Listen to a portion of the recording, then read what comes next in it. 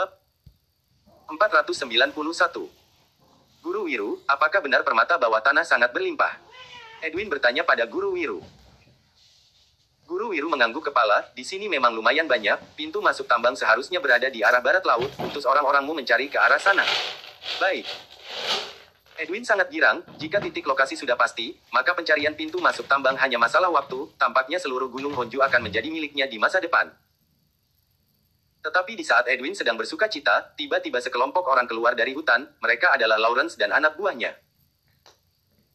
Melihat Lawrence memimpin orang-orangnya berjalan mendekat, dan sepertinya tidak terpengaruh sama sekali, senyum di wajah Edwin langsung membeku. Kalian, bagaimana cara kalian keluar? Edwin bertanya tercengang. Alis Guru Wiru berkerut seraya berkata pada Edwin, apakah seseorang keluar? Betul, orang-orang keluarga Gading, semuanya keluar, mereka sama sekali tidak terperangkap. Edwin berkata pada Guru Wiru. Bagaimana mungkin? Kerutan di kening Guru Wiru semakin dalam. Hahaha, Edwin, kamu kira hanya dengan ilmu ilusi akan bisa memerangkap saya? Kamu terlalu naif. Lawrence tertawa terbahak-bahak. Lawrence, apa katamu? Saya tidak mengerti, apa itu ilmu ilusi? Edwin pura-pura bertanya tidak mengerti. Berpura-puralah sesuka hatimu, akan sampai waktunya kamu tidak bisa berpura-pura lagi. Lawrence memelototi Edwin, kemudian berkata pada anak buahnya, buat pengaturan untuk segera mencari pintu masuk tambang. Dengan cepat, orang-orang keluarga Gading mulai melakukan pencarian, tapi pegunungan ini luar biasa besar, dikhawatirkan tidak mudah menemukan pintu masuk tambang tersebut. Melihat orang-orang keluarga Gading mencari pintu masuk dengan cara membabi buta, sudut bibir Edwin terangkat, mereka memiliki arah yang pasti, maka pencarian pasti akan lebih efektif. Pada saat ini, kembali terdengar suara berisik dari dalam hutan, kemudian Hector Wisesa memimpin orang-orang keluarga Wisesa berjalan keluar, tapi mereka kurang beruntung, kebanyakan dari mereka kelelahan, jumlah orang juga berkurang setengah. Begitu keluar dari hutan, Hector menatap Lawrence dan Edwin dengan wajah muram, siapa dari kalian berdua yang bermain curang? Berani menggunakan ilmu ilusi untuk mencelakaiku. Tampaknya setelah membayar harganya, Hector menyadari semua yang terjadi di depan matanya hanyalah ilusi belaka. Siapa lagi, kalau bukan Edwin bajingan, kami juga baru saja keluar dari hutan. Lawrence menunjuk Edwin. Lawrence Gading, jangan memfitnah, apakah kamu melihat saya melakukan sesuatu? Saya juga bisa mengatakan bahwa kamu yang melakukannya, jika kalian jatuh ke dalam ilusi, mengapa bisa keluar dengan selamat? Edwin tidak ingin keluarga Gading dan keluarga Wisesa beraliansi, karena dengan demikian, dia tidak akan bisa menang. Ketiga belah pihak saling berpandangan, semua orang waspada. Saat ini, setelah Dev mencapai puncak gunung, dia sangat bersemangat, dan bisa merasakan energi spiritual yang tak terhitung jumlahnya naik dari dalam tanah, seolah-olah menembus seluruh puncak gunung. Dia dapat menyimpulkan bahwa di kaki mereka, pasti terdapat sejumlah besar batu spiritual. Sudah ditemukan, sudah ditemukan. Tiba-tiba, orang dari keluarga Sentosa yang sedang mencari pintu masuk tambang berteriak keras. Dengan cepat, orang-orang yang sedang melakukan pencarian berlari ke arah suara tersebut, dan menemukan seorang anak buah dari keluarga Sentosa yang memegang beliung, berdiri di depan sebuah mulut lubang yang lebarnya tidak lebih dari 1 meter. Di dalam mulut lubang gelap gulita, sama sekali tidak terlihat apapun, tapi berdasarkan pengalaman sebelumnya, jika menggali masuk di sepanjang lubang ini, pasti akan menemukan tambang. Kemunculan pintu masuk tambang menyebabkan ketiga belah pihak langsung siaga, seolah-olah bentrokan bisa terjadi kapan saja. Sekarang kita masih belum berani memastikan ini adalah pintu masuk tambang, dan permata dalam tambang itu berlimpah atau tidak, kita hanya menerka-nerka, bagaimana kalau kita ketiga belah pihak beraliansi, setelah membuka jalan masuk lubang ini, lalu lihat apa yang terjadi di dalam dan kemudian buat keputusan. Hector berkata pada Edwin dan Lawrence. Bab 492. Lagi pula, sekarang kekuatan mereka paling lemah, jika dalam situasi tak jelas seperti ini terjadi bentrokan antara ketiga keluarga ini, tidak terlalu layak, jangan sampai setelah mengalami kerugian besar, ternyata di dalam tambang tidak terdapat apapun. Baik, saya setuju. Lawrence mengangguk kepala, dia juga berpikiran sama. Melihat ini, Edwin hanya bisa ikut mengangguk kepala, baiklah, kita bersama-sama membuka lubang gua ini. Selesai berkata, Edwin berkata pada anak buahnya, siapkan peledak, hancurkan mulut gua ini. Saat ini Dev terus-menerus mengawasi kondisi puncak gunung, mendengar kata-kata Edwin yang ingin meledakkan mulut gua, dia segera berkata, tidak boleh, jika mulut gua ini diledakkan, puncak gunung mungkin akan runtuh. Dev bisa merasakan di bagian bawah puncak gunung itu kosong. Jika diledakkan dengan bahan peledak, kekuatan ledakan itu pasti akan menembus ke dalam gua, lalu seluruh puncak gunung akan runtuh. Edwin melirik Dev sejenak, lalu berkata dingin, "Anak bau kencur, jangan sok tahu, kami sudah bertahun-tahun melakukan pertambangan, selalu begitu prosedurnya, minggir, tunggu saja setelah turun gunung, saya akan melakukan perhitungan denganmu." Tidak ada yang mendengarkan kata-kata Dev, dengan cepat bahan peledak sudah diatur. Lalu diikuti suara gemuruh yang sangat keras, bukaan lubang yang hanya berukuran 1 meter persegi itu langsung terbuka menjadi lubang yang besar. Kondisi di dalam gua gelap gulita, tapi bisa mendengar gema dari benturan bebatuan. Ini pasti adalah puing-puing bebatuan akibat ledakan tadi, ayo kita masuk dan lihat. Edwin berkata pada Lawrence dan Hector. Saat ketiga orang memasuki lubang, mendadak terasa getaran dari puncak gunung, seperti gempa bumi, semua orang bergerak mundur dengan panik. Tapi dengan cepat mereka menyadari tanah di bawah kaki mereka mulai muncul retakan, dengan cepat retakan itu semakin membesar. Ah! Semua orang berlarian ke segala arah. Ivy langsung berpegangan pada Dev, saat ini dia hanya percaya pada Dev. Vincent juga bermaksud lari keluar, namun ditarik oleh Dev, "Jangan lari, tidak akan berhasil." Dev menarik Ivy dan Vincent lalu meloncat sekuat tenaga, diikuti suara gemuruh keras di bawah kaki, seluruh puncak gunung runtuh ke bawah. Tanah seluas beberapa lapangan sepak bola tiba-tiba runtuh, semua orang tidak sempat bereaksi, langsung terjatuh ke dalam. Untung saja mereka terjatuh tidak terlalu dalam, hanya beberapa puluh meter, selain beberapa orang yang cedera karena terhantam batu besar, tidak ada korban jiwa. Sekarang semua orang terjatuh ke dalam lubang raksasa yang dalam. Cepat lihat, giok zamrud. Giok darah ayam, itu giok darah ayam.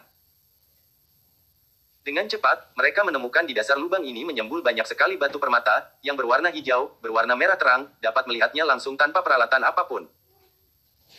Hahaha, kita kaya, ternyata benar ini adalah tambang permata, sungguh luar biasa. Edwin tertawa penuh semangat saat melihat batu-batu permata kasar di sekelilingnya. Lawrence dan Hector juga sangat bersemangat, ini lebih bernilai dari gunung emas. Perhatian semua orang tertuju pada batu-batu permata itu, hanya Dev yang memperhatikan batu-batu sebesar kepalan tinju dengan antusias, bentuk batu itu bulat dan terlihat biasa. Batu-batu itu mengeluarkan energi spiritual yang kuat dan berlimpah, membuat Dev seolah-olah berada di dalam lautan energi, dia tidak pernah merasakan energi yang sedemikian kuat, sehingga membuka pori-pori di seluruh tubuh dan menyerap energi spiritual di sekeliling dengan semangat. Setelah berhasil menenangkan diri, Lawrence, Hector dan Edwin saling bertatapan dengan waspada.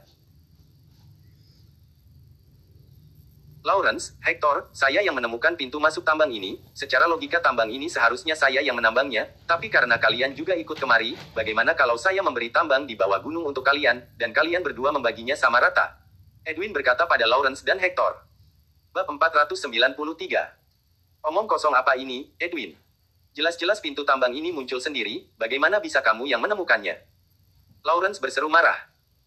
Wajah Hector juga berubah dingin, betul, bagaimana bisa menjadi milikmu? Jadi, apa yang kalian inginkan? Edwin mengerut alis dengan mata dingin. Hector terdiam, saat ini kekuatannya paling lemah, dia tidak memiliki hak bersuara. Lawrence melihat ke arah guru Golam, yang mengangguk kepala padanya, lalu Lawrence berkata dengan percaya diri, sekarang pintu masuk tambang sudah muncul, siapa yang boleh menambangnya, ditentukan berdasarkan kemampuan. Baik, Lawrence Gading, kamu jangan menyesal. Tanpa basa-basi lagi, Edwin langsung membungkuk pada Guru Wiru seraya berkata, Guru Wiru, semuanya tergantung padamu. Jangan khawatir, Tuan Sentosa. Selesai berkata, tiba-tiba seberkas api menyala di tangan Guru Wiru, dengan cepat api itu padam, dan kemudian muncul asap yang tebal. Ini lagi, apa yang bisa dilakukan ilusi kecil seperti ini terhadapku? Guru Golam mendengus dingin, lalu berkata pada Kaden, Cat, beri pelajaran pada tua bangka itu. Siap. Selesai berkata, Kaden menerobos ke dalam asap itu. Dengan cepat, terdengar suara berkelahi dari dalam asap, yang lain hanya bisa menonton dari luar, sama sekali tidak tahu apa yang terjadi di dalam. Kedua tangan Lawrence mengepal, telapak tangannya berkeringat karena gelisah. Tuan Gading tidak perlu gelisah, Kaden telah mewarisi ilmuku, hanya seorang ahli sihir, dia sama sekali bukan tandingannya dalam bertarung. Setelah mengetahui si orang tua itu adalah seorang ahli sihir, Guru Golam tidak takut lagi. Setelah mendengar kata-kata Guru Golam, Lawrence merasa sedikit lega. Tapi baru saja Guru Golam selesai berkata, sesosok tubuh melayang keluar dari dalam asap, lalu jatuh menghantam tanah. Kaden. Guru Golam langsung menyadari orang itu adalah muridnya. Dada Kaden mencekung, jelas sekali beberapa tulang rusuknya telah patah, sudut bibirnya terdapat noda darah, mulutnya terbuka hendak berbicara, tapi malah darah segar menyembur keluar. Asap tebal menipis, terlihat Guru Wiru mengenakan kacamata gelap dengan kedua tangan di belakang punggung, siapa yang bilang ahli sihir hanya bisa ilmu sihir, tidak bisa bertarung. Guru Wiru tertawa dingin, lalu melepaskan kacamata gelap yang dipakainya selama ini, kedua matanya berwarna putih, tidak terlihat bola mata hitamnya, tetapi Guru Wiru melambai pada Guru Golam seolah-olah dia bisa melihatnya, saya bahkan bisa mengalahkanmu tanpa menggunakan ilmu sihir. Apakah kamu bisa ilmu sihir, juga bisa ilmu bela diri? Raut wajah Guru Golam berubah, ekspresinya menjadi sangat muram. Jangan omong kosong, kalau mampu ayo bertarung, kalau tidak mampu, minggir. Guru menyeringai, suaranya sekeras ledakan bom, banyak orang ngeri mendengarnya. Hati Guru Golam menggigil, tidak terlihat lagi kepercayaan diri yang tadi, dia tidak menyangka Guru Wiru ini ternyata ahli dalam ilmu sihir dan ilmu bela diri, dengan demikian, bukankah dia tidak ada peluang untuk menang? Tapi situasi sudah seperti ini, Guru Golam terpaksa turun tangan, akhirnya dengan terpaksa dia berjalan ke arah Guru Wiru dengan otot-otot yang membesar dengan suara letupan keras. Kamu menyakiti muridku, hari ini akan kuberi beberapa pelajaran padamu. Selesai berkata, tubuh Guru Golam langsung melesat ke arah Guru Wiru. Ternyata benar, kali ini Guru Wiru tidak menggunakan ilmu sihir, dan kedua telinganya bergerak-gerak, setiap serangan dari Guru Golam berhasil dihindarinya. Dengan cepat, kedua orang itu bertarung seperti angin puyuh, angin yang menderu menyebabkan batu-batu berterbangan, dan semua orang hanya bisa menghindarinya. Guru Golam, ayo. Kedua tangan Lawrence mengepal erat, diam-diam memberi dukungan pada Guru Golam, dia hanya mie andalan ini, jika Guru Golam kalah, akibatnya tidak bisa dibayangkan. Bang! Setelah terdengar suara denan keras, tiba-tiba tubuh mereka terpisah, Guru Golam terhuyung mundur. Akrapa langkah dan akhirnya berhasil menegakkan badan, dan kondisi Guru Wiru juga tidak lebih baik, mundur beberapa langkah sebelum berdiri tegak. Bab 494. Tampaknya saya telah meremehkanmu, ayo.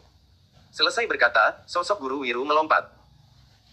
Saat ini Guru Golam kembali percaya diri, dia tahu kekuatan Guru Wiru hanya begitu saja, langsung menerjang maju.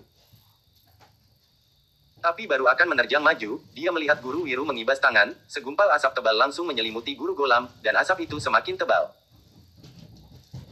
Dalam hati Guru Golam berteriak gawat, saat hendak bergerak mundur, dia mendengar siulan di belakangnya, buru-buru menunduk kepala menghindar pukulan yang datang. Manusia rendah, bukankah mau mengatakan tidak menggunakan ilmu sihir? Guru Golam membentak marah. Hahaha, saya mengandalkan keahlianku mengalahkanmu, apa yang rendah? Guru Wiru tertawa terbahak-bahak, di dalam asap tebal ini, dia adalah penguasa, dan Guru Golam seperti seekor lalat tanpa kepala. Melihat ini, raut wajah Lawrence sangat muram, dia tahu hampir kalah. Seperti dugaan, dengan cepat sosok Guru Golam terbang keluar dari dalam asap tebal, sudut mulutnya terdapat noda darah, dengan tubuh gemetar dia menatap Guru Wiru. Ahli dalam sihir dan bela diri, memang sangat lihai, saya mengaku kalah. Dengan wajah muram Guru Golam berkata pada Guru Wiru. Petik 2. Melihat reputasimu yang lumayan bagus, hari ini saya tidak membunuhmu, enyahlah. Guru Wiru melambai tangan. Setelah memberi hormat, Guru Golam segera memerintah orang mengangkut Kaden lalu pergi dari sana. Guru Golam kamu tidak boleh pergi, kalau kamu pergi, bagaimana dengan saya bisa memberimu lebih banyak uang, berapapun saya berikan. Lawrence menarik Guru Golam sembari berkata. Tuan Gading, bukan masalah uang, saya bukan tandingan Guru Wiru, saya tidak berdaya. Guru Golam mengibas Lawrence, lalu berjalan pergi tanpa menoleh. Lawrence tercengang, tubuhnya terhuyung dan jatuh ke belakang. Ayah, Ivy memegangnya dengan panik. Hahaha, bagaimana? Saya telah memberi kesempatan, tapi kalian tidak menghargainya, selain tambang ini milikku, seluruh tambang di Gunung Honju adalah milikku, siapa dari kalian yang tidak setuju, hari ini akan mati. Edwin tertawa keras dan lancang. Edwin, keluarga Wisesa tidak akan berebut denganmu, kami hanya akan mengoperasi tambang kami sendiri saja. Melihat ini, Hector berkata pada Edwin.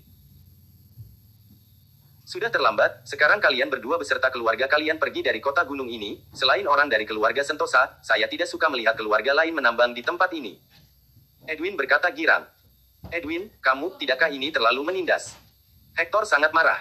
Kenapa? Saya memang menindasmu, lalu kenapa? Apakah kamu juga ingin membangkang?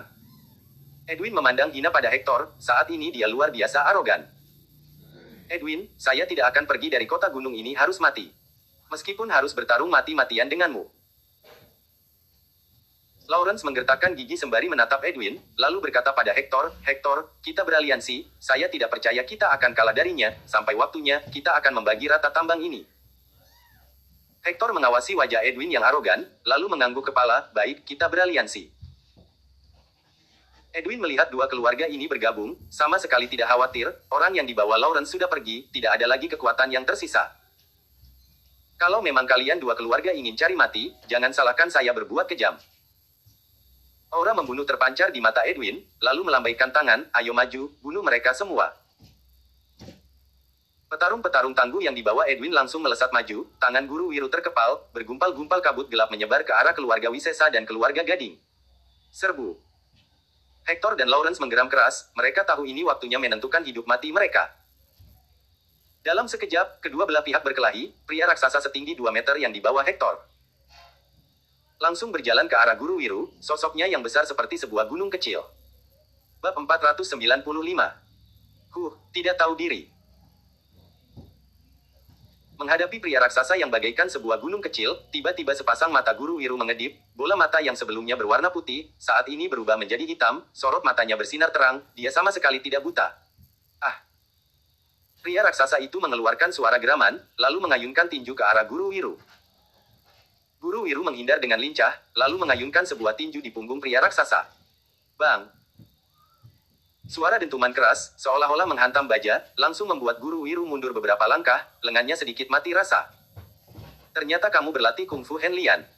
Kening Guru Wiru agak berkerut. Pria raksasa mengamuk karena pukulan itu, lalu membalik badan dan kembali melangkahkan kakinya menuju ke arah Guru Wiru, setiap langkahnya seperti gempa bumi, mengeluarkan suara dentuman yang keras.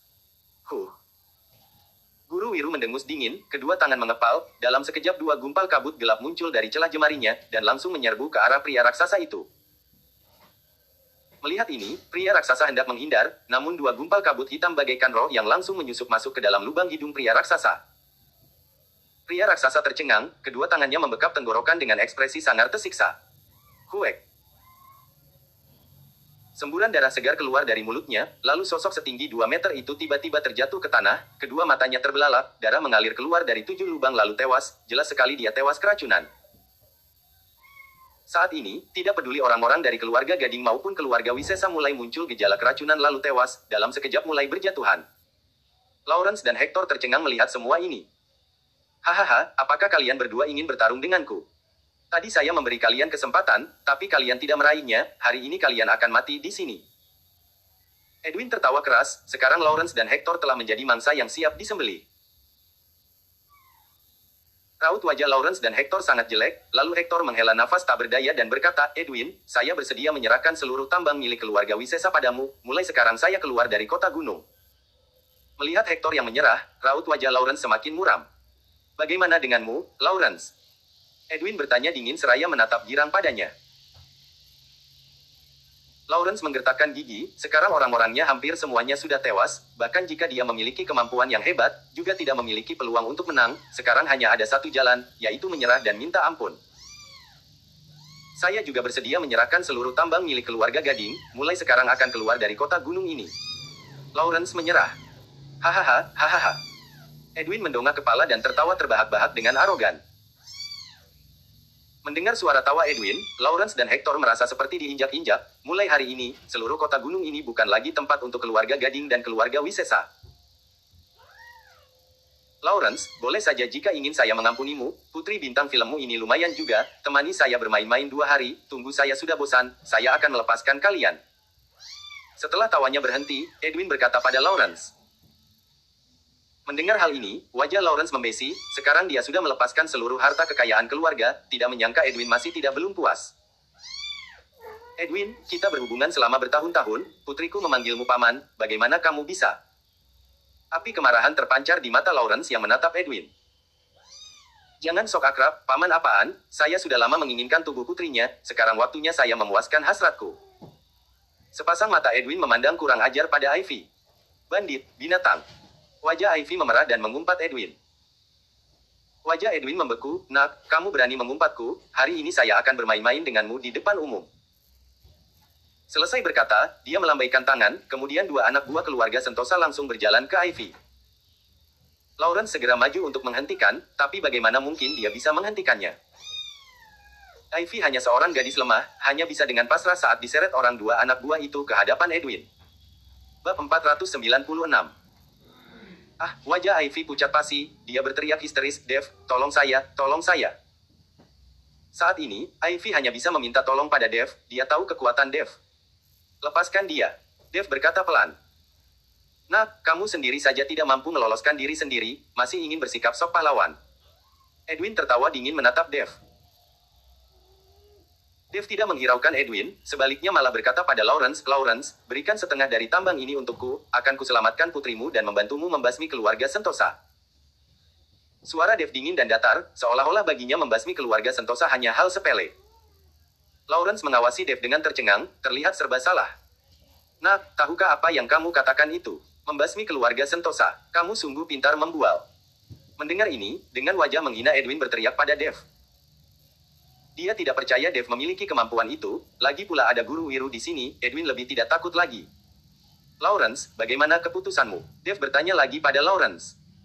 Ekspresi Lawrence semakin muram, merasa dilema. Jika dia menyetujui usul Dev, dan ternyata Dev hanya membual, kemampuannya tidak memadai, lalu terbunuh oleh Edwin, maka keluarga Gading akan ikut musnah. Tapi jika dia tidak menyetujui usul Dev dan membiarkan putrinya dinodai Edwin, dia tidak akan tega. "Sekarang apakah kamu masih memiliki sesuatu yang bisa diandalkan selain saya?" Melihat Lawrence sikap yang dilema, Dev berkata dengan senyum dingin. "Ayah, setujui usulnya, setujui usulnya." Ivy berteriak keras, dia tahu apa yang dikhawatirkan ayahnya, tapi dia pernah menyaksikan dengan matanya sendiri bahwa Dev menangkap peluru dengan tangan kosong, kemampuan seperti ini tidak main-main. "Tuan Gading, kemampuan Tuan Colin tidak seperti yang kamu lihat." Saat ini Vincent tidak peduli yang lain lagi, ikut membujuk Lawrence. Lawrence agak terkejut, lalu melihat putrinya, akhirnya menggertakkan gigi dan berkata, "Jika Tuan Colin bisa menyelamatkan putriku, dan menyelamatkan keluarga Gading, saya bersedia menyerahkan seluruh tambang pada Tuan Colin. Saya sudah katakan, saya hanya menginginkan setengah, dan tidak akan mengambil lebih dari itu." Selesai berkata, Dev membalik badan dengan pelan lalu menatap Edwin, "Lepaskan Nona Ivy, mungkin saya akan membuat kematianmu lebih mudah." "Hahaha, Nak, apakah kamu sudah gila, atau berhalusinasi? Dengan kemampuanmu ini, berani sekali mengatakan akan membunuhmu." Edwin tertawa terbahak-bahak, sama sekali tidak menganggap Dev. Dev tidak bersuara, tiba-tiba sosoknya bergerak cepat, lalu dalam sekejap dua anak buah keluarga Sentosa yang menangkap Ivy roboh.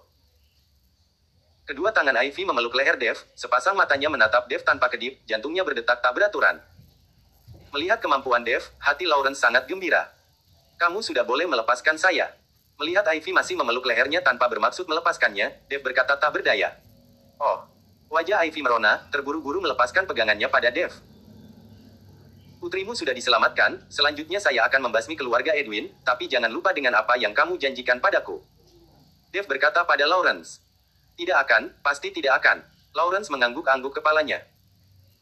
Dev membalik badan lalu menatap Edwin dengan senyum ringan, biarkan seluruh anak buahnya maju sekaligus, supaya tidak repot. Selesai berkata, aura menakutkan keluar dari tubuh Dev dan menyebar ke segala arah. "Kamu cari mati." Seorang master dari keluarga Sentosa membentak, lalu dengan satu lompatan bergerak maju ke arah Dev.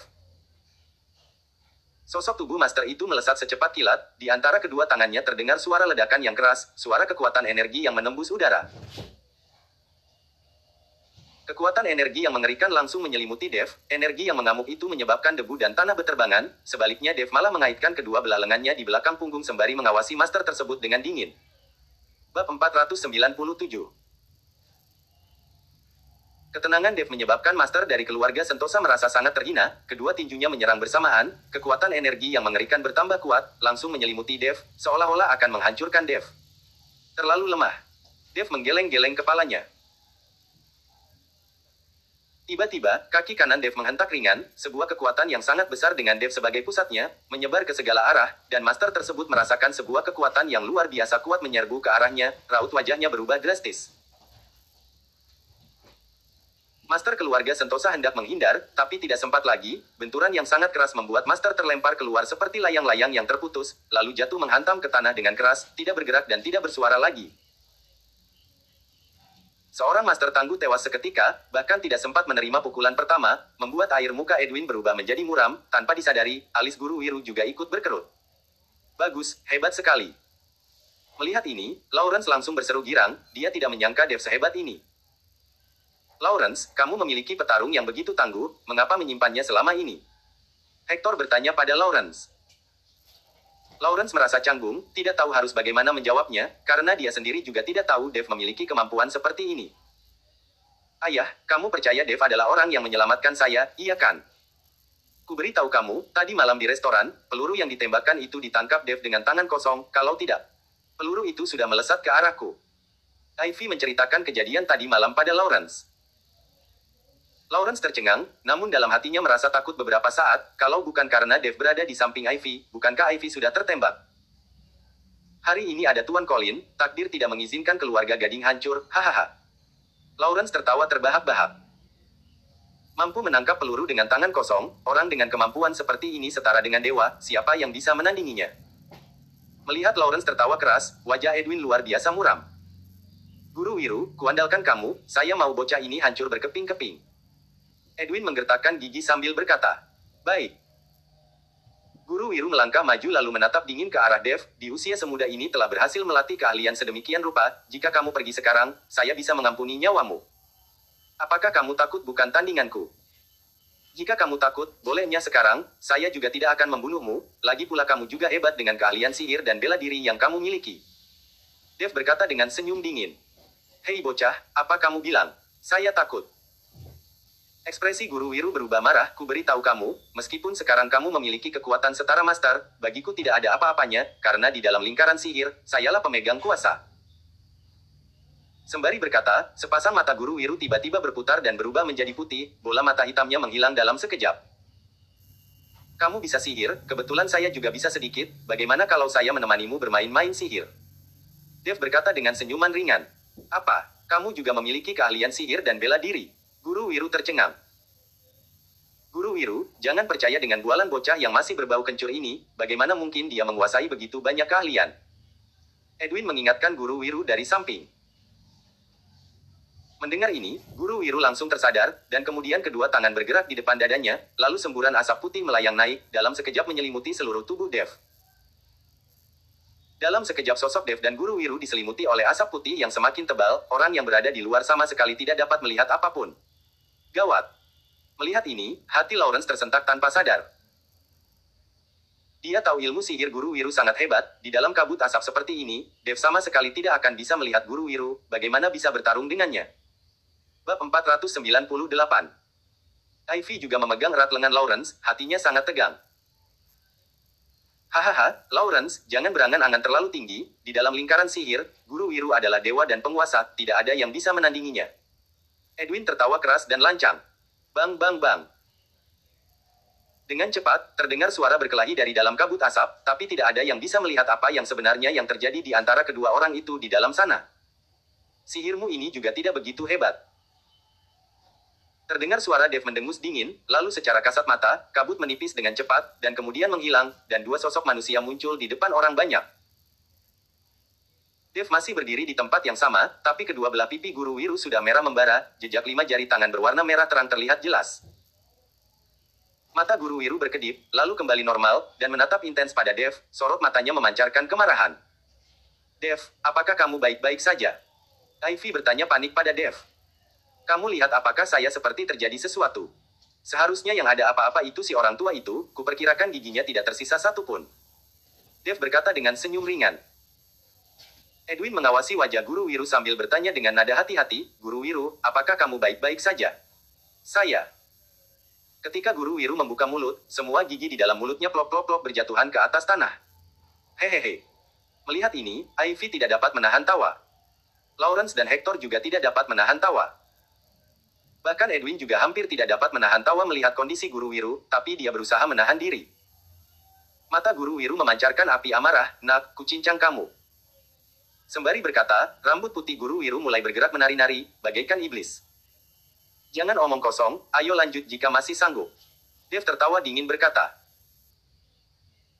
Guru Wiru mengerahkan sihirnya, kedua mata mulai memerah, lalu tubuhnya mengeluarkan kabut hitam. Mendadak kabut hitam itu berubah menjadi gigi dan cakar, bagaikan hantu dan menerjang cepat ke arah Dev. Dev, kabut asap ini beracun. Melihat ini, Ivy mengingatkan Dev dengan resah. Tadi banyak orang tewas karena menghirup kabut racun ini, sehingga dia mengingatkan Dev. Tapi Dev sama sekali tidak peduli, sebaliknya tiba-tiba membuka mulut, sedemikian lezatnya, mana boleh dilewati. Kabut hitam itu langsung terhisap masuk ke dalam perut Dev, lalu kemudian menepuk-nepuk perut sendiri seraya berkata, apakah masih ada, saya masih belum kenyang. Hahaha, nak, tahukah kamu benda apa itu, masih berani menghisap masuk ke dalam perutmu sendiri. Melihat Dev menelan kabut hitam itu, Guru Wiru langsung tertawa terbahak-bahak. Tidak peduli apa itu, kalau kamu masih ada, saya akan memakannya. Dev sama sekali tidak peduli. Saat racun menembus jantung dan membuatmu tewas, kamu tidak akan searogan ini lagi. Guru Wiru berkata dengan dengusan dingin, lalu kemudian meloncat ke arah Dev dan menyapunya dengan energi yang luar biasa besar. Tewas keracunan, hanya dengan sedikit gas beracun ini, yang benar saja. Selesai berkata, tubuhnya juga mengeluarkan energi yang mengerikan. Kedua energi bertabrakan, dan dalam sekejap, pasir dan bebatuan beterbangan, banyak batu-batu besar hancur berkeping-keping. Kening Guru Wiru mengernyit, tidak menyangka Dev yang telah terkena gas beracunnya, masih bisa mengerahkan energi yang sedemikian menakutkan. Namun Guru Wiru tidak berhenti, dia tahu racun dalam tubuh Dev akan segera bereaksi, sekarang adalah waktu yang tepat untuk mencabut nyawa Dev. Lalu dia mengangkat tangan dan dalam sekejap muncul sebuah telapak tangan raksasa di udara, di permukaan telapak tangan terdapat kobaran api yang besar. Nah, rasakan jurus tapak apiku. Telapak tangan raksasa melesat ke arah Dev, dan kobaran api yang besar memicu sebuah gelombang panas yang membuat orang-orang di sekeliling menghindar jauh-jauh. Bab 498. Ivy juga memegang erat lengan Lawrence, hatinya sangat tegang. Hahaha, Lawrence, jangan berangan-angan terlalu tinggi, di dalam lingkaran sihir, Guru Wiru adalah dewa dan penguasa, tidak ada yang bisa menandinginya. Edwin tertawa keras dan lancang. Bang bang bang. Dengan cepat, terdengar suara berkelahi dari dalam kabut asap, tapi tidak ada yang bisa melihat apa yang sebenarnya yang terjadi di antara kedua orang itu di dalam sana. Sihirmu ini juga tidak begitu hebat. Terdengar suara Dev mendengus dingin, lalu secara kasat mata, kabut menipis dengan cepat, dan kemudian menghilang, dan dua sosok manusia muncul di depan orang banyak. Dev masih berdiri di tempat yang sama, tapi kedua belah pipi Guru Wiru sudah merah membara, jejak 5 jari tangan berwarna merah terang terlihat jelas.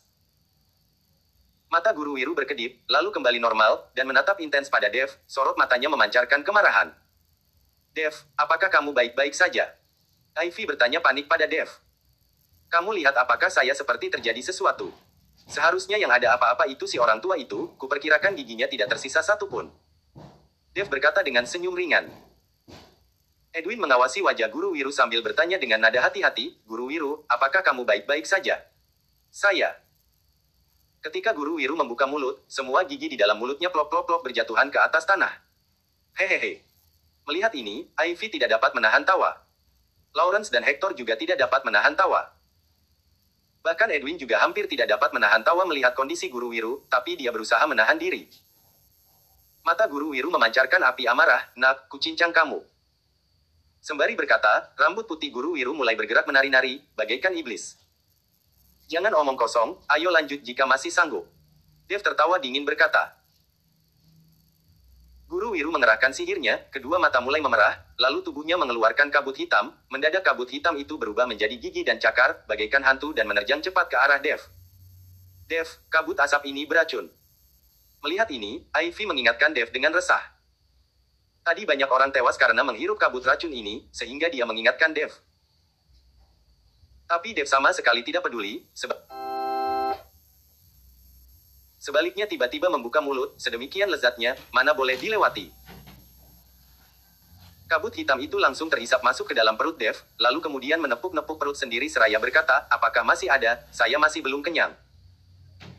Hahaha, nak, tahukah kamu benda apa itu, masih berani menghisap masuk ke dalam perutmu sendiri. Melihat Dev menelan kabut hitam itu, Guru Wiru langsung tertawa terbahak-bahak. Tidak peduli apa itu, kalau kamu masih ada, saya akan memakannya. Dev sama sekali tidak peduli.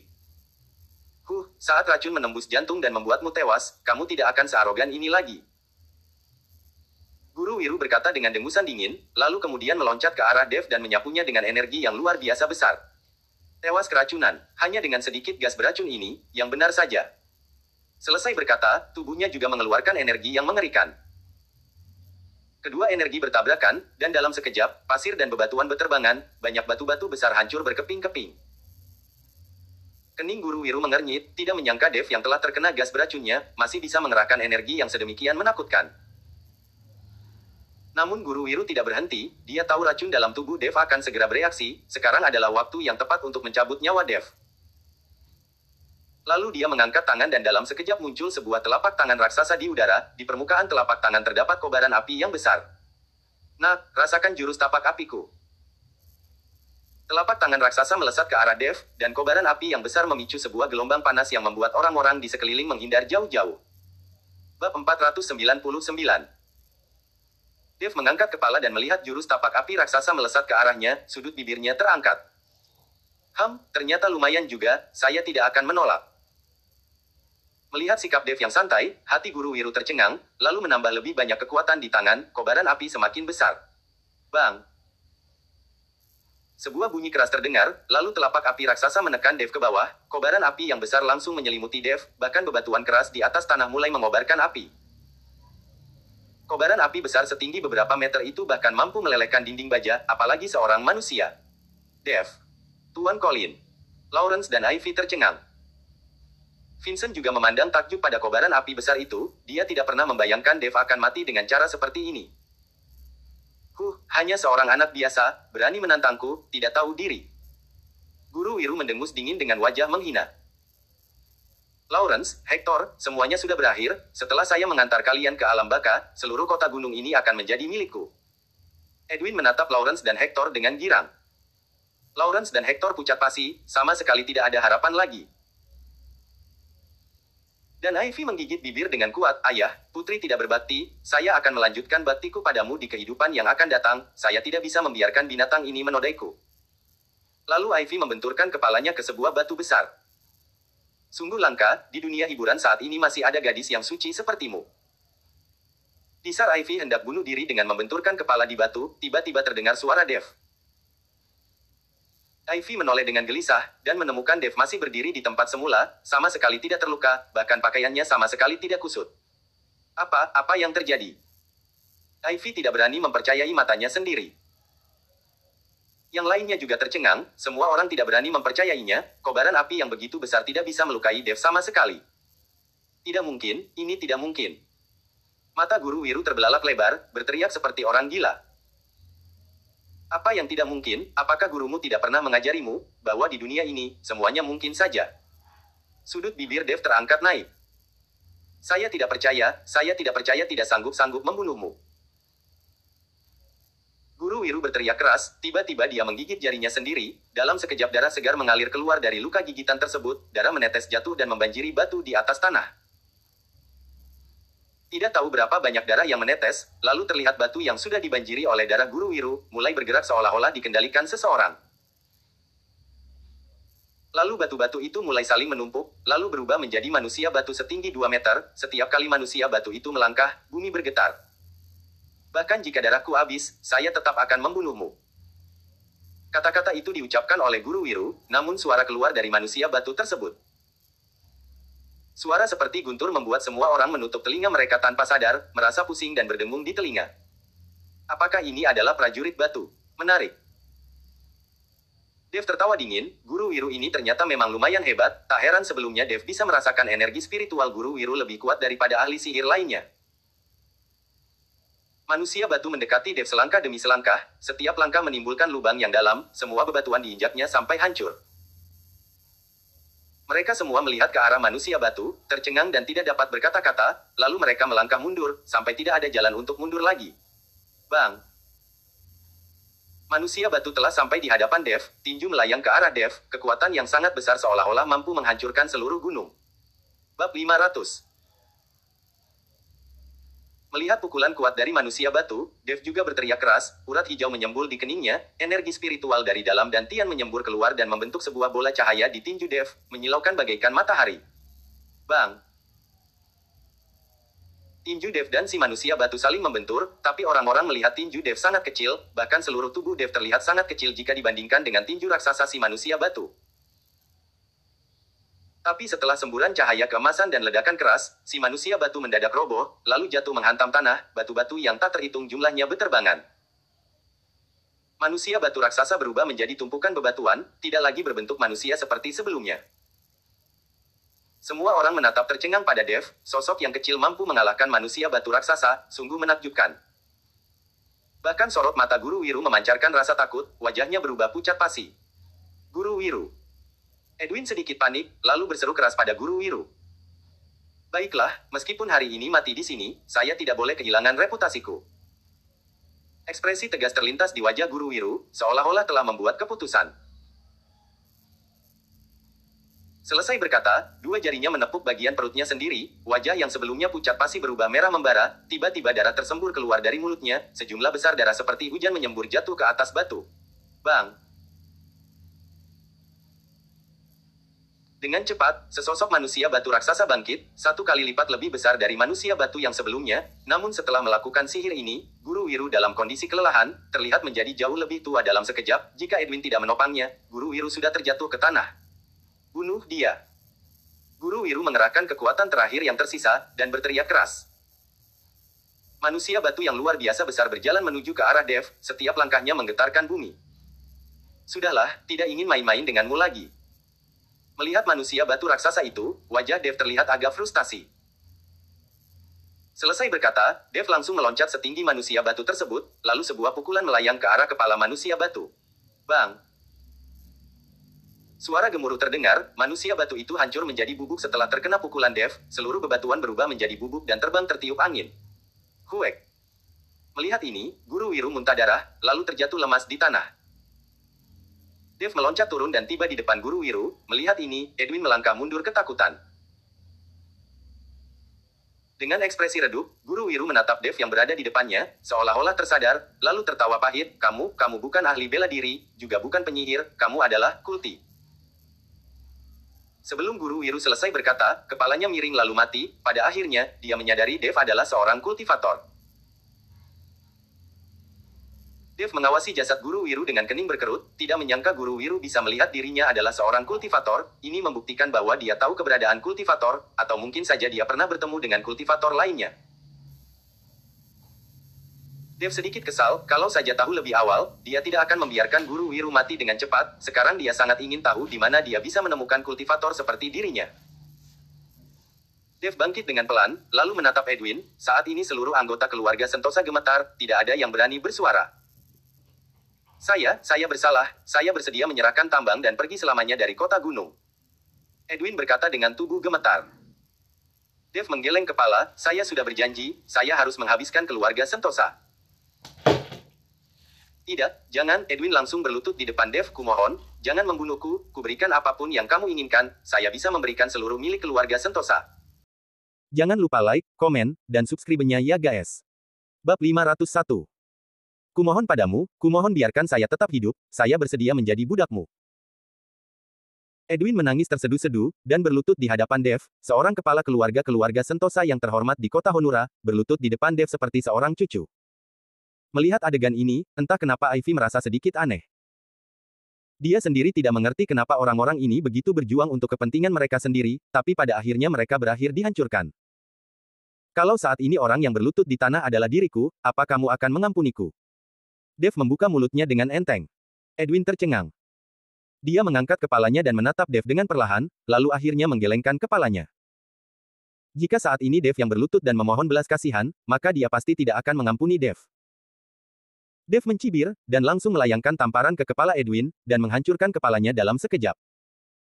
Orang dari keluarga Sentosa yang melihat ini bergegas melarikan diri, tapi Dev mana mungkin membiarkan mereka kabur. Sosok itu melintas, dan kemudian terdengar teriakan-teriakan mengenaskan.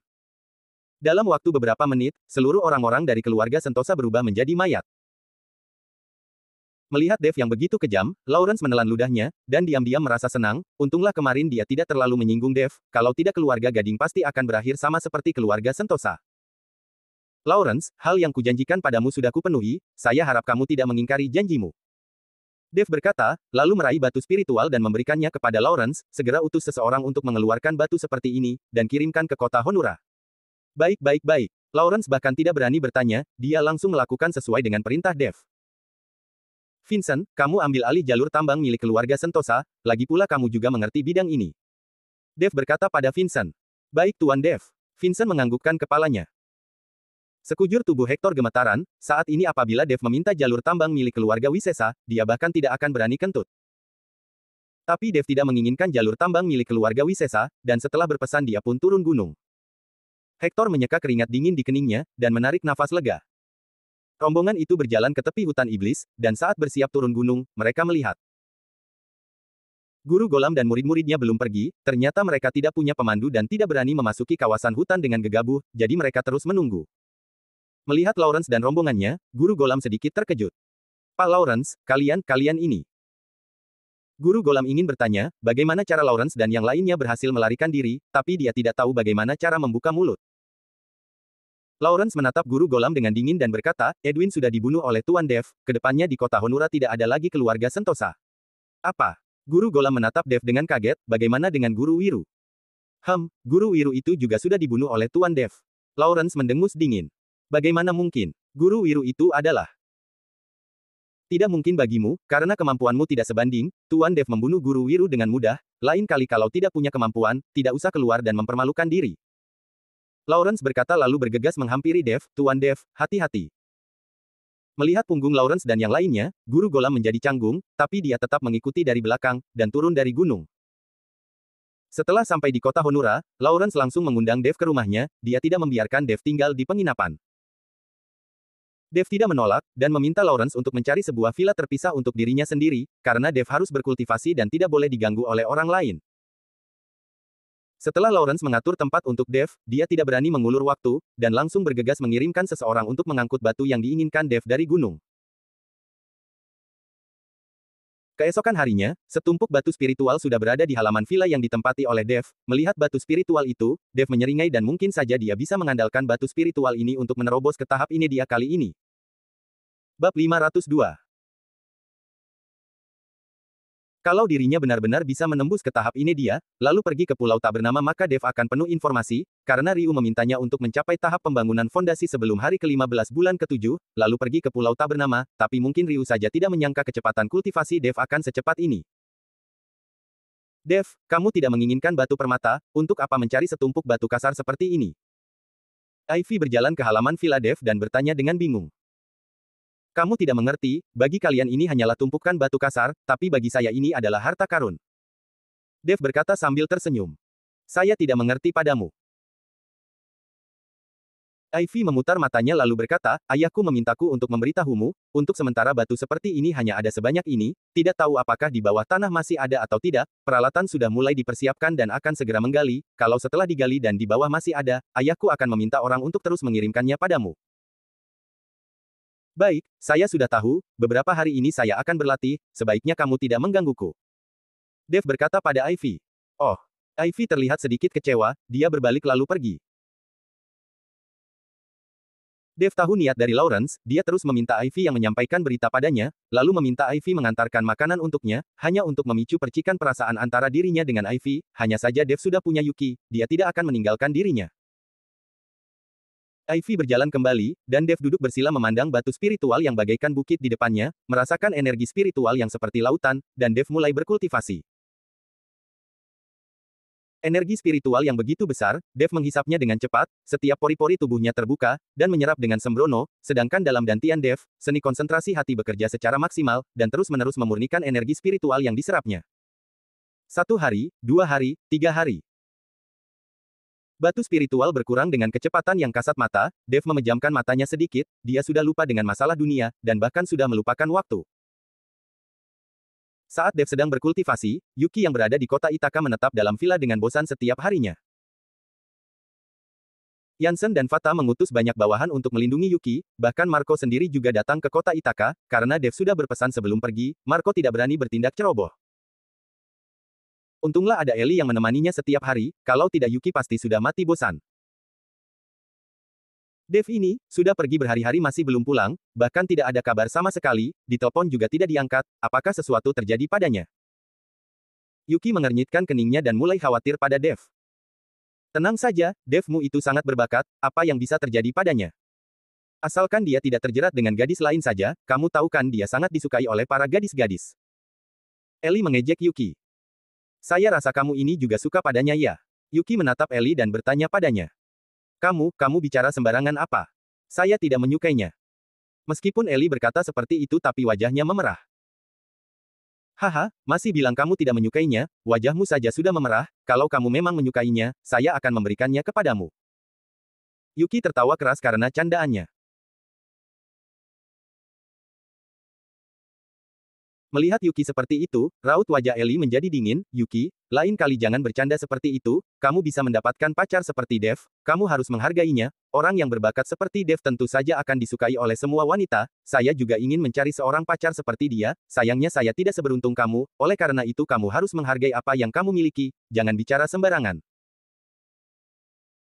Senyuman di wajah Yuki juga sirna, dia meraih tangan Ellie, Ellie, kamu tenang saja, saya percaya kamu pasti akan menemukan pacar yang kamu sukai, mungkin saja jauh lebih hebat daripada Dev. Ellie tersenyum, tidak perlu menghiburku, hatiku sudah lama mati. Ellie berkata sambil memandang keluar jendela, hatinya sudah lama dihancurkan oleh Ken. Bab 503. Ellie, jangan pikirkan pria itu lagi, dia tidak pantas disedihkan olehmu. Yuki tahu kalau Ellie sedang memikirkan masa lalunya yang sedih dengan Ken. Ellie tersenyum, mana mungkin saya masih memikirkannya, saya hanya tidak berani percaya pada pria lagi sekarang. Yuki tersenyum pahit, dia tidak tahu bagaimana cara menghibur Ellie, setelah wanita patah hati akan sangat sulit pulih. Dan pada saat ini, tiba-tiba terdengar suara teriakan marah dari luar. Siapa kalian? Ini adalah properti pribadi, tolong segera tinggalkan. Orang-orang yang ditugaskan oleh Fata berteriak keras di luar. Siapa yang datang? Yuki bertanya dengan heran. Entahlah, ayo kita lihat keluar. Ellie menarik Yuki dan berjalan keluar. Pada saat ini di luar pintu villa, 6 orang diam-diam memperhatikan penjaga yang ada di luar villa, salah satu dari orang itu adalah Ken, sedangkan di sisi Ken, ada seorang pria berambut panjang yang terlihat acak-acakan, seperti seorang manusia liar. Paman Winston, bocah itu tinggal di sini. Ken berkata kepada pria liar di sampingnya, dan orang yang ada di samping Ken adalah Winston. Ayo lihat ke dalam, saya sepertinya mencium aroma dari wanita.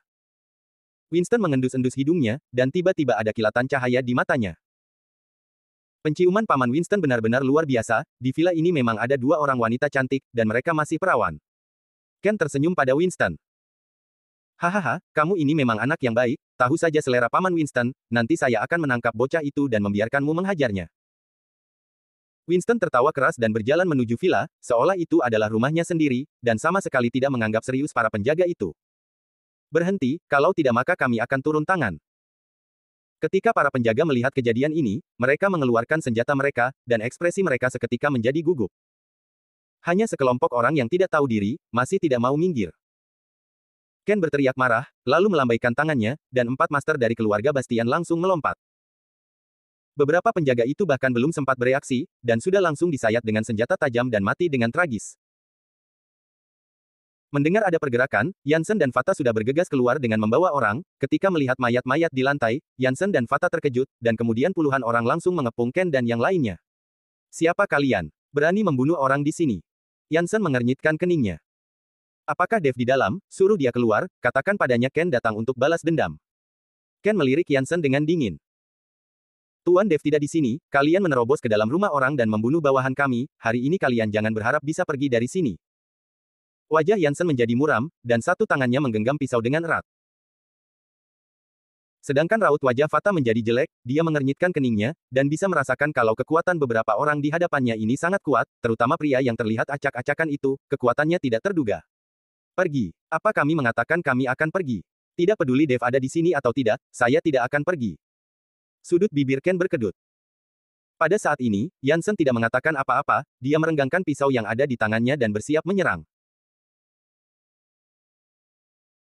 Tapi tidak disangka, Fata menahan Yansen, lalu mengedipkan matanya kepada Yansen, lalu berkata pada Ken, Tuan, saya tidak tahu bagaimana Tuan Dev menyinggung Anda, tapi sekarang Tuan Dev sedang tidak ada di sini, begini saja, Tuan bisa meninggalkan nama Tuan, dan saat Tuan Dev pulang, saya akan memberitahu Tuan Dev, agar dia langsung mencari Tuan untuk minta maaf. Fata, kenapa kamu boleh membiarkan Tuan Dev meminta maaf? Yansen yang mendengarnya seketika sedikit panik. Hanya saja, Fata tidak memperdulikannya, dan dia berkata pada Ken dengan ekspresi penuh senyuman. Meskipun kamu sudah sedikit tua, tapi penampilanmu tidak buruk, dan perkataanmu sangat menyenangkan telinga, kalau kamu mau menemani Paman Winston bermain, mungkin saya akan mengikuti saranmu. Ken menatap Fata dengan senyuman jahat. Bab 504. Meskipun usia Fata sudah agak tua, tapi dia masih perawan dan belum pernah disentuh oleh pria, oleh karena itu dia merawat dirinya dengan baik dan terlihat seperti seorang gadis manapun, berusia 20 tahunan. Raut wajah Fata menjadi dingin, namun dia memulihkannya dengan cepat dan berkata dengan wajah penuh senyuman, Tuan ini bercanda ya, saya ini seorang wanita tua, siapa yang bisa tertarik padaku, kalau Tuan membutuhkan gadis, saya bisa mencarikan Tuan belasan gadis dan masih perawan. Saya jamin mereka semua adalah para gadis cantik yang masih. Fata menahan amarah dalam hatinya dengan susah payah, dan mencoba yang terbaik untuk menyenangkan Ken, karena Fata tahu orang-orang ini bukanlah lawan mereka. Fata bukannya takut mati, hanya saja di dalam masih ada Yuki dan Ellie, kalau terjadi konflik mereka tidak takut mati, tapi kalau mereka mati tidak akan ada orang yang melindungi Yuki. Sialan, saya akan memenggalmu. Fata bisa menahannya, tapi Yansen tidak, bagaimanapun Fata adalah wanitanya, melihat wanitanya direndahkan oleh pria lain adalah hal yang paling tidak bisa ditahan oleh seorang pria. Yansen menerjang ke arah Ken dengan pisaunya, setelah memakan pil permajaan ekstra dari Dev, kekuatan Yansen meningkat dengan pesat, ayunan pisau parangnya begitu ganas dan begitu cepat. Melihat Yansen menyerang, Ken menyeringai, hanya mengandalkan dirimu yang bahkan belum mencapai ranah seorang master masih berani turun tangan padaku, tidak tahu kemampuan diri sendiri. Sambil berkata, Ken mengangkat kakinya dan langsung menendang Yansen hingga terbang keluar. Tubuh Yansen terbanting keras ke arah pintu, dan langsung membuat pintu utama roboh, sedangkan sudut bibir Yansen mengeluarkan darah. Kalau bukan karena sudah memakan pil permajaan ekstra dan membuat kebugaran fisik Yansen meningkat pesat, sepertinya tendangan Ken tadi sudah pasti akan membunuh Yansen. Pintu utama yang roboh tiba-tiba mengejutkan Yuki dan Ellie, mereka berdua awalnya ingin keluar, tapi mereka malah melihat pintu utama yang tiba-tiba roboh. Ken. Saat Ellie melihat Ken yang tersenyum dingin, dia tidak bisa menahan keterkejutannya. Dan pada saat Yuki melihat Ken, ekspresinya juga menegang. Ellie, tidak disangka kamu juga di sini, pantas saja Paman Winston bisa merasakan hawa dua orang wanita di dalam, tidak disangka kamu juga sudah menjadi mainan Dev. Ken berkata sambil memandang Ellie dengan jijik. Ellie yang mendengarnya seketika wajahnya memerah dan berkata dengan marah, Ken kamu memang bajingan brengsek, bicara sembarangan apa kamu? Kalau tahu akan begini, saya akan membiarkan Dev menginjakmu sampai mati. Perkataan Ellie seketika membuat Ken mengamuk, sebagai tuan muda keluarga Bastian, ini adalah hal yang paling memalukan seumur hidupnya, sekarang Ellie langsung membuka aib dan lukanya di depan umum. Suruh Dev keluar, hari ini saya akan mencabik-cabik mayatnya. Ken berteriak marah. Ken, hanya mengandalkan dua pukulanmu, kamu ingin membunuh Dev. Kamu sudah lupa bagaimana kamu sampai berlutut dan memohon ampun waktu itu ya? Ellie masih menggunakan kata-katanya untuk membuat Ken kesal, perkataan Ken yang mengatakan dia sudah menjadi mainan Dev membuat Ellie sangat marah. Saya mau kalian berdua ditangkap, dan membuat kalian merasakan bagaimana rasanya mati, lalu memperlihatkan kepada kalian apakah saya bisa membunuh Dev itu atau tidak. Ken berteriak marah dan memerintahkan bawahannya, tangkap kedua wanita itu kemari, jangan bunuh mereka. Keempat master dari keluarga Bastian menganggukkan kepala, lalu melompat ke arah Yuki dan Ellie. Hentikan mereka, jangan sampai mereka melukai Nona Yuki. Fata yang melihat kejadian ini berteriak dengan marah, dan langsung menerjang ke arah empat master dari keluarga Bastian. Puluhan pengawal mengeluarkan senjata mereka dan langsung menghadang di depan Yuki dan Ellie, dan banyak di antara mereka yang mulai menyerang empat orang master dari keluarga Bastian. Pada saat ini Yansen sedang berusaha untuk bangkit, dia menggertakkan giginya dan menerjang dengan parangnya. Bab 505. Empat orang yang dibawa oleh keluarga Bastian merupakan master bela diri, sedangkan Fata dan yang lainnya, hanya Fata yang sudah mencapai tahap master, baik Yansen maupun para pengawal itu semuanya bahkan belum mencapai tahap ahli kekuatan batin, bagaimana mungkin mereka bisa menjadi lawan dari seorang master? Fata berjuang keras melawan dua master dari keluarga Bastian, sedangkan dua orang lainnya sedang bertarung dengan Yansen dan yang lainnya, perbedaan kekuatan yang terlalu jauh membuat Yansen dan para pengawal itu berjuang dengan susah payah dan dalam sekejap sudah banyak yang mati terbunuh dan terluka. Fata yang melihat ini merasa cemas dalam hatinya, dia juga berjuang keras untuk bertahan, dan tidak bisa membantu Yansen dan yang lainnya. Ken melihat pemandangan di depannya dan menyeringai, kemampuan Dev memang tidak buruk, tapi bawahannya semuanya sampah.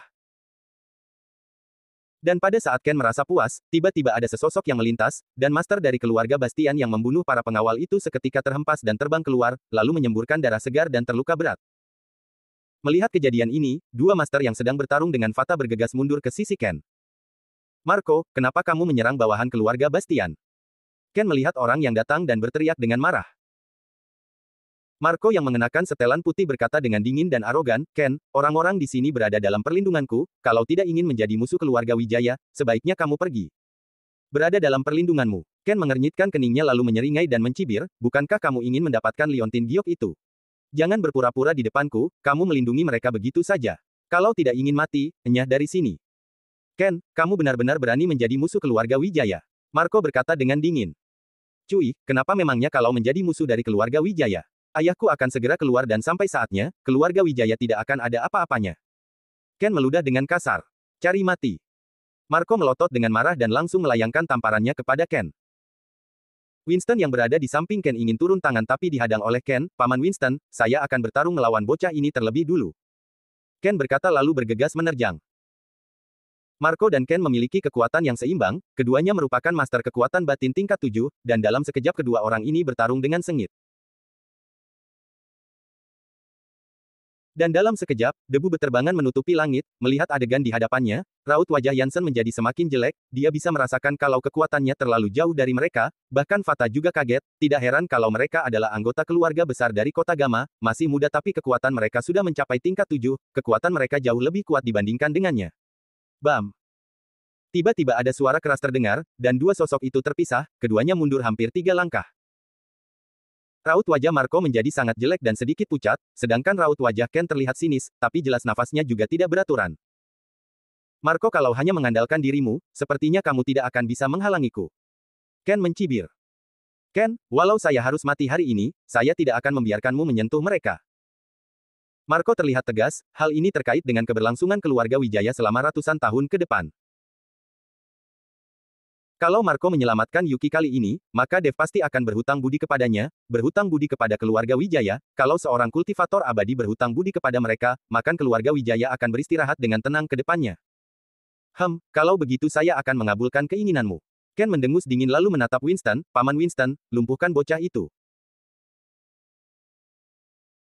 Ken hanya berani meminta Winston untuk melumpuhkan Marco, dia tidak berani membunuh Marco karena dia tahu kalau dia benar-benar membunuh Marco, sepertinya keluarga Wijaya akan bertarung dengan keluarga Bastian dengan cara apapun, dan pada saatnya kalau mereka bertarung hidup atau mati, bukankah itu akan membuat keluarga lain di kota Gama memiliki kesempatan? Tidak masalah. Winston mengangguk. Setelah berbicara, sosoknya menghilang dalam sekejap dan muncul di hadapan Marco. Marco tercengang, dan sebelum dia bisa bereaksi, Winston sudah menghantam tangannya, dan langsung membuatnya terhempas. Bab 506. Grandmaster. Marco menatap Winston dengan kaget, dia tidak menyangka Ken akan membawa seorang Grandmaster, kalau tahu sejak awal, Marco juga akan membawa master dari keluarganya. Bayi kecil, sekarang pulanglah ke keluarga Wijayamu dengan patuh, tidak perlu terlibat dengan urusan di sini. Setelah berkata, tatapan Winston tertuju pada Yuki dan Ellie, dua gadis kecil, Paman Winston datang, tenang saja, saya akan sangat lembut. Melihat Winston seperti itu, Yuki dan Ellie sama-sama pucat karena ketakutan dan keduanya meringkut bersama. Nona Yuki, Nona Ellie, cepat lari. Fata yang melihat ini segera melayangkan tinjunya ke arah Winston, dan meminta Yuki serta Ellie untuk segera kabur, dia tahu kalau dia bukan lawan Winston, dan tidak bisa menghentikannya. Kamu terlalu tua, saya tidak suka. Menghadapi serangan Fata, Winston mendengus dan menerbangkan Fata dengan lambaian tangannya. Yuki dan Ellie belum sempat melarikan diri, Winston sudah berdiri di hadapan mereka dalam sekejap mata. Dasar bajingan tua. Ellie mengamuk, dia menggertakkan giginya dan menggunakan seluruh kekuatannya untuk memukul Winston. Bam! Ellie juga pernah berlatih, tapi memukul Winston bagaikan memukul plat besi, dan pukulan itu membuat tangannya mati rasa, sedangkan Winston seolah tidak merasakan apapun. Hahaha, seperti menggelitik, kamu terlalu lemah. Winston berkata sambil meraih pergelangan tangan Ellie, lalu menarik dengan ringan dan membuat Ellie jatuh ke dalam pelukannya. Bajingan, lepaskan saya. Ellie berusaha keras untuk melepaskan diri. Paman Winston, apakah kamu bisa menyisakan wanita ini untukku? Dia adalah mantan calon istriku dulu, Ellie. Ken melihat Winston yang hendak bertindak pada Ellie bergegas berteriak. Dia ingin memainkan Ellie terlebih dulu. Winston yang mendengarnya ragu-ragu sejenak, lalu akhirnya melemparkan Ellie kepada Ken, baiklah, yang ini untukmu, sisanya untukku. Setelah Winston berbicara, dia menatap ke arah Yuki yang terlihat pucat dan gemetaran, lalu meraihnya. Ah! Yuki berteriak ketakutan dan menutup matanya. Namun pada saat Winston hendak menangkap Yuki, liontin giok yang dikenakan oleh Yuki tiba-tiba memancarkan sinar merah dan aura yang luar biasa langsung menyerang ke arah Winston. Tatapan Winston penuh kengerian dan mundur secara naluriah, namun tetap saja terlambat, dan langsung terlempar karena terkena cahaya merah itu dan terjatuh dengan keras ke tanah. Paman Winston. Ken yang melihat ini segera menyerahkan Ellie kepada bawahannya dan membantu Winston berdiri. Kekuatan yang menakutkan. Winston terkejut. Paman Winston, wanita itu mengenakan benda pusaka dari keluarga Tomo, saat itu saya juga terluka oleh senjata pelindung diri itu. Ken menjelaskan pada Winston. Ternyata memang barang bagus, sepertinya untuk bisa mendapatkan benda itu kita harus memikirkan tindakan pencegahan lain. Winston mengangguk lalu melanjutkan, ayo pergi, sepertinya Dev memang sedang tidak di sini, setelah dia pulang, saya akan membalaskan dendammu, lalu memikirkan cara untuk mendapatkan senjata spiritual itu. Ken hanya bisa mengangguk, Dev tidak di sini, dan sekarang mereka juga tidak bisa mendapatkan senjata spiritual itu, jadi mereka hanya bisa pergi dulu. Namun, perjalanan kali ini tidak terbilang sia-sia, setelah menangkap Ellie, Ken memikirkan bagaimana dia akan bersenang-senang setelah pulang nanti. Kalian lepaskan Ellie. Yuki melihat Ken ingin membawa Ellie pergi dan bergegas berteriak. Ken mencibir, kalau ingin saya melepaskannya, minta Dev untuk datang dan bersujud memohon ampun padaku, mungkin saya akan berbelas kasih, ingat, kami akan menunggunya di penginapan Vims. Setelah berkata, Ken membawa Ellie pergi. Bab 507. Pada saat ini, Dev yang sedang berkultivasi di villa keluarga Gading di kota Honura merasakan liontin giok di tubuh Yuki yang diaktifkan, dan seketika tubuhnya bergetar, dan matanya yang belum dibuka selama 3 hari tiba-tiba terbuka. Dev mengernyitkan keningnya, dan wajahnya sedikit cemas, dia menatap tumpukan batu spiritual yang seperti bukit di hadapannya hanya tersisa sedikit, dan kekuatan Dev tidak meningkat banyak, begitu banyak batu spiritual hanya membuat dia mencapai tahap 5, awalnya Dev mengira dia bisa mencapai tahap ini sepertinya, peningkatan kekuatannya membutuhkan energi spiritual yang sangat banyak. Vincent, Vincent. Dev berteriak keras, dia tahu kalau Yuki pasti sedang dalam bahaya, dan dia ingin segera kembali ke Provinsi Chana. Tidak lama kemudian, seorang bawahan dari keluarga Gading membuka pintu dan masuk, sepertinya dia sudah lama menunggu di luar. Tuan Dev, Tuan Muda Vincent sedang sibuk mengurus masalah penambangan di jalur tambang dan sedang tidak berada di sini. Bawahan itu bergegas menjelaskan pada Dev. Di mana Tuan besar kalian? Tanya Dev. Tepat setelah Dev selesai bicara, dia melihat Lawrence dan Ivy yang bergegas menghampiri.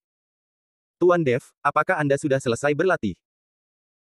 Lawrence yang melihat Dev sudah bangun segera berkata dengan gembira, sekarang jalur tambang yang baru ditemukan sudah dibor dan digali, tapi akan memerlukan waktu yang lama untuk bisa melihat hasilnya, batu yang dibutuhkan oleh Tuan Dev juga harus menunggu beberapa hari. Saya ada urusan mendadak dan harus kembali ke Provinsi Chana, segera siapkan mobil untukku. Wajah Dev terlihat sangat cemas, dan keringat dingin sudah terlihat di keningnya. Melihat ekspresi Dev yang cemas, Lawrence tidak berani ragu-ragu dan berkata, Tuan Dev, saya punya sebuah helikopter pribadi, kalau Tuan Dev tergesa-gesa, Anda bisa menggunakan helikopter. Bagus sekali. Dev merasa senang dalam hatinya, dia tidak menyangka bos tambang begitu kaya, sampai mempunyai helikopter pribadi. Tidak lama kemudian, helikopter sudah disiapkan, dan Dev langsung naik ke helikopter dan terbang menuju Provinsi Chana. Ivy melihat Dev yang terbang jauh dan tatapannya tidak beralih untuk sekian lama.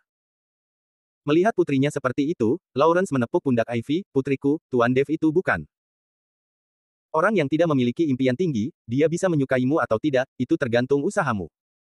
Ivy mengangguk, saya akan berusaha.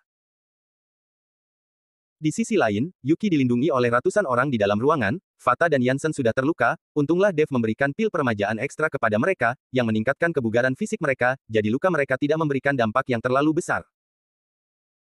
Marco yang memiliki status sebagai tuan muda keluarga Wijaya membuat Winston tidak bisa bertindak terlalu kasar, jadi Marco hanya terluka ringan dan tidak mengalami masalah apapun. Setelah Ellie dibawa pergi, suasana hati Yuki sangat jelek, dia tidak tahu penderitaan apa yang dialami oleh Ellie saat ini, tapi bagi Marco, Ellie yang dibawa pergi tidak membawa pengaruh apapun terhadapnya, yang harus dia lindungi adalah Yuki, bukan Ellie. Dev, kenapa kamu belum kembali? Ellie sudah dibawa pergi, dia pasti akan dilecehkan oleh Ken, dengan temperamen Ellie, dia pasti tidak akan kembali hidup-hidup, kamu harus cepat pulang dan selamatkan dia. Yuki yang berada di dalam kamar tidak berhenti berdoa. Tiba-tiba ada suara gemuruh yang terdengar dari langit, dan sebuah helikopter terlihat terbang tidak terlalu tinggi dari atas villa. Tuan Dev, sudah sampai, saya akan mencari tempat untuk mendarat. Pilot itu berkata pada Dev. Tidak perlu. Dev langsung membuka pintu helikopter. Tuan Dev, saat ini kita masih berada di ketinggian 100 meter dari atas tanah, kalau... Pilot itu belum sempat menyelesaikan perkataannya, dan Dev sudah melompat ke bawah, dan membuat pilot itu seketika terkejut. Sedangkan Marco yang berada di bawah, langsung mendongak dan melihat ke atas langit saat mendengar suara helikopter. Bam! Suara hantaman yang keras terdengar, dan sebuah lubang besar tercetak di atas lantai batu biru di villa, dan membuat batu biru itu pecah dan berserakan. Bab 508. Debu menghilang dan sosok Dev berdiri dengan tegak di dalamnya. Tuan Dev. Marco kaget setengah mati, dia melompat langsung dari pesawat, apakah dia masih manusia? Benar, seorang kultivator, Dev adalah seorang kultivator abadi, dia bukan manusia. Setelah Marco tersadar, tatapannya pada Dev penuh dengan kekaguman. Apakah sesuatu terjadi pada Yuki? Dev bertanya dengan dingin. Tidak, Nona Yuki ada di dalam kamar. Marco yang merupakan tuan muda dari keluarga Wijaya di kota Gama, saat ini bicara terbata-bata, seolah tidak memiliki sikap seorang tuan muda. Dev bergegas masuk ke dalam kamar, dan setelah Yuki mendengar ada pergerakan, dia juga hendak bangun untuk memeriksa dan menemukan Dev yang bergegas masuk. Dev. Melihat Dev, Yuki langsung meneteskan air mata, dan langsung memeluk Dev. Apa yang terjadi? Dev memeluk Yuki dan menepuk pundaknya dengan ringan. Kenapa kamu baru pulang sekarang? Eli sudah dibawa pergi, dia dibawa pergi oleh Ken, mereka memintamu untuk pergi berlutut dan meminta maaf pada mereka untuk melepaskan Eli, saya takut Eli akan dilecehkan oleh tangan busuk si Ken itu benar-benar binatang. Yuki berkata sambil menangis. Ken. Aura pembunuh seketika muncul dari tubuh Dev, bahkan Marco yang berada di luar juga dapat merasakan aura pembunuh yang luar biasa itu dan tidak bisa menahan diri untuk tidak gemetar. Yansen dan Fata merasakan aura pembunuh ini dan merasa bahagia dalam hati, mereka tahu Dev sudah pulang, dan saling memapa untuk berjalan keluar dari kamar. Yuki, jangan menangis, beritahu saya kemana mereka membawa Eli. Saya pasti akan menyelamatkannya. Dev bertanya pada Yuki. Penginapan Vims, saat Ken pergi dia mengatakan akan pergi ke sana. Kata Yuki. Penginapan Vims. Dev mengangguk, baik, saya sudah tahu, kamu tunggu saja dengan tenang di rumah, saya akan segera kembali. Dev melepaskan Yuki dan berbalik hendak keluar dari kamar, dan saat ini Yansen dan Fata saling memapah dan berjalan masuk, melihat Dev benar-benar sudah pulang, mereka berkata dengan wajah malu, Tuan Dev, kami tidak berguna. Sudah, jangan bicara lagi, saya sudah tahu. Dev menyela mereka berdua, Dev tahu kemampuan mereka berdua dan Ken sama sekali bukan tandingan mereka, apalagi Ken datang untuk membalas dendam, dia pasti tidak mungkin datang sendiri. Yansen, nanti setelah saya pulang, saya akan membantumu mencapai tahap master. Dev sekarang sudah mencapai tahap pembangunan fondasi tingkat 5, walau belum bisa mencapai tahap ini dia, tapi untuk membantu Yansen memasuki tahap master adalah hal yang mudah. Kalau mengandalkan diri sendiri untuk berlatih dan ingin mencapai ranah master, itu adalah hal yang sangat sulit, beberapa orang bahkan berlatih seumur hidup dan belum bisa mencapai ranah master. Terima kasih Tuan Dev. Yansen seketika merasa senang. Tuan Dev, apa saya perlu menemanimu ke sana? Marco bertanya pada Dev. Tidak perlu, kamu berjaga saja di sini. Dev mengibaskan tangannya, dan berjalan keluar dari villa sendirian dan menuju ke penginapan Vims. Matahari terbenam, dan sisa sinar matahari terbenam membuat bayangan Dev terlihat panjang, sangat panjang. Pada saat ini, di dalam kamar penginapan di penginapan Vims, mata Eli penuh dengan air mata, dia menatap langit-langit dengan kosong, dia sudah lelah menangis dan mencaci maki, dan sekujur tubuhnya mati rasa. Hatinya sudah mati, dia tahu dirinya sudah jatuh ke tangan Ken, seperti seekor domba yang masuk ke mulut harimau, tidak akan ada harapan lagi. Jadi dia sudah menyerah untuk melawan, dan hanya menunggu Ken untuk melampiaskan nafsu binatangnya, dia akan punya kesempatan untuk bunuh diri, dia tidak akan hidup di dunia lagi. Kenapa kamu tidak berteriak? Teriak dong. Tidak berteriak, seperti orang mati saja, tidak menarik sedikit pun. Ken berteriak keras pada Eli, tapi Eli seolah tidak mendengarnya, dan sekujur tubuhnya seperti boneka kayu. Bab 509. Ken, cepatlah, anak ini kenapa mengoceh terus? Pada saat ini, suara Winston terdengar dari balik pintu.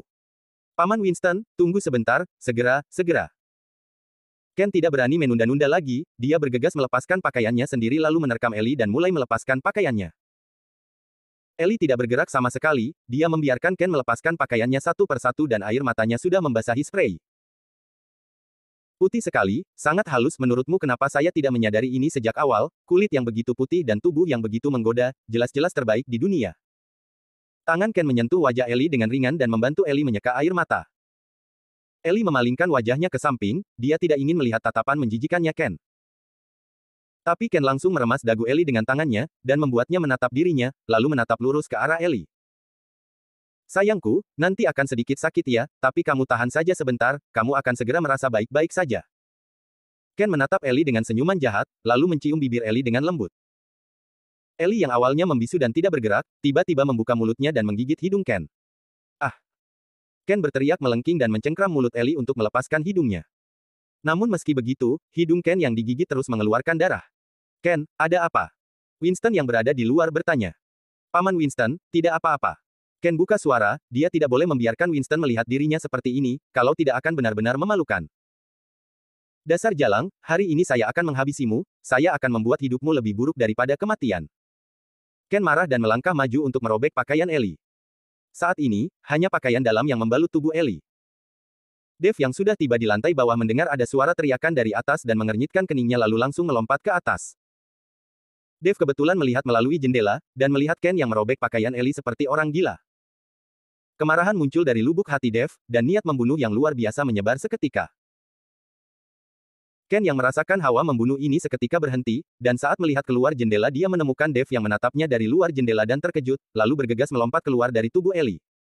Bam! Dave langsung menendang jendela dan melompat masuk ke dalam kamar. Dave.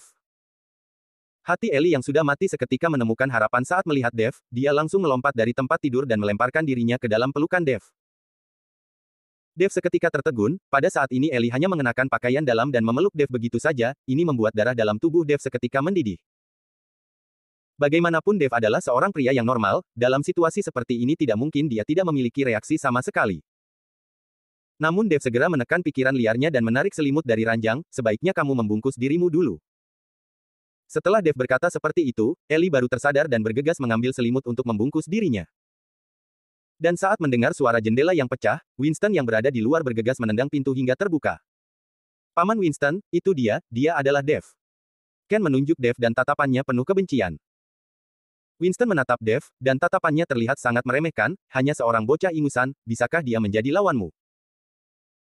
Winston sedikit tidak percaya, Ken termasuk salah satu generasi muda di kota Gamma yang memiliki kemampuan hebat, bagaimana mungkin dia tidak bisa mengalahkan Dave? Paman Winston, jangan remehkan dia, bocah ini membunuh Dennis hanya dengan satu pukulan, saya bukan lawannya. Ken memperingatkan Winston. Dennis itu memiliki reputasi palsu, saya juga bisa membunuhnya dengan satu pukulan, hanya seseorang seperti dia bahkan berani menjadi guru. Winston jelas meremehkan Dennis juga. Bab 510. Benar, Dennis itu mana bisa dibandingkan dengan Paman Winston, Paman Winston adalah Grandmaster. Ken merasa dirinya sudah mengatakan hal yang salah dan segera memperbaiki perkataannya. Saat ini Ken mengandalkan Winston, dia tidak berani menyinggung Winston, walaupun dia adalah tuan muda dari keluarga Bastian tapi menghadapi Grandmaster yang ada di dalam keluarganya, Ken juga harus bersikap hormat. Bocah, berlutut dan minta maaf sekarang juga, mungkin saya akan membuat kematianmu sedikit lebih menyenangkan, kalau tidak saya akan membuat hidupmu lebih buruk daripada kematian. Winston berkata dan aura dari tubuhnya tiba-tiba meningkat dan menekan ke seluruh ruangan. Ken merasakan jantungnya berdebar dengan kencang, dan sulit bernafas. Ellie yang merasakan tekanan itu seketika menjadi pucat, matanya melebar dan mulutnya terbuka lebar, dia hampir tidak bisa bernafas. Melihat ini, Dave menarik tangan Ellie dengan lembut, dan energi spiritual memasuki tubuh Ellie. Ellie seketika merasakan arus hangat yang mengalir ke dalam tubuhnya, dan merasa jauh lebih santai. Winston menarik kembali auranya, dan menatap Dave dengan dingin.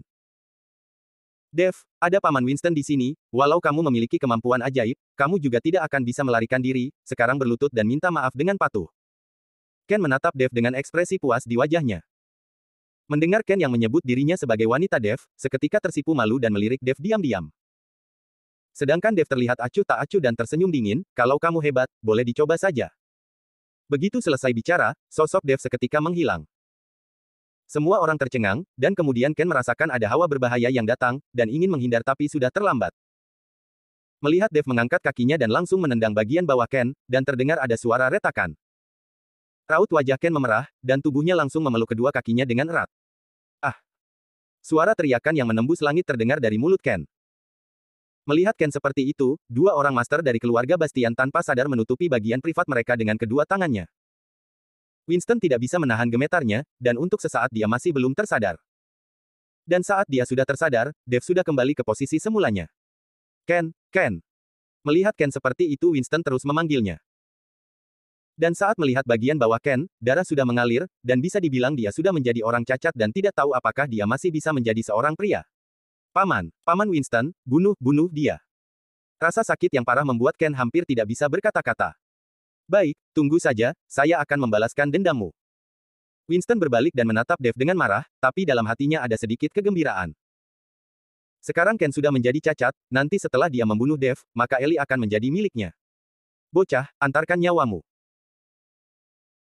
Winston melayangkan tinjunya kepada Dave, tapi dia tidak menggunakan seluruh kekuatannya, karena kalau dia menggunakan seluruh kekuatannya dalam ruangan sekecil ini, bisa saja seluruh ruangan ini akan runtuh, dia tidak takut, hanya takut Ellie akan menderita juga.